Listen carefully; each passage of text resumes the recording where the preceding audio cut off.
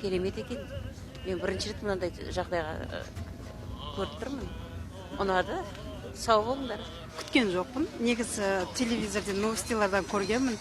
Ойлайтын едім, күшті екен, осылай неге біздің де Маңғыстауда осындайды дәріптемеске деп. Қазір көптеген жастар интернет, шетелдік, европалық стильге көптеген көңіл бөледі.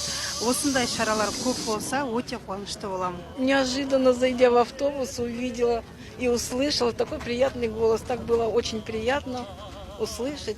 Ну, можно продолжить это мероприятие для нас еще. Албайдың өлеңдерін, сөздерін, қарғызбелерін мектепте оқыдық.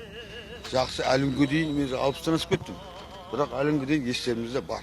Абайды міндетті түрде білу керек деп ойлаймын. Қазақты бүкіл жер жүзіне танытқан ойшыл.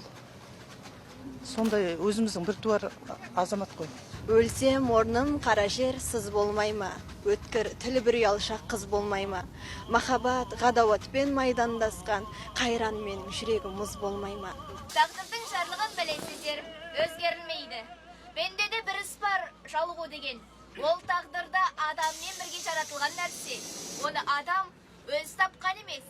Оған егер бірліксе, адам баласы құтылмағы қиын. Қайраттанып, сілкіп тастап кеткенде ақырында тақ келіп жеңеді.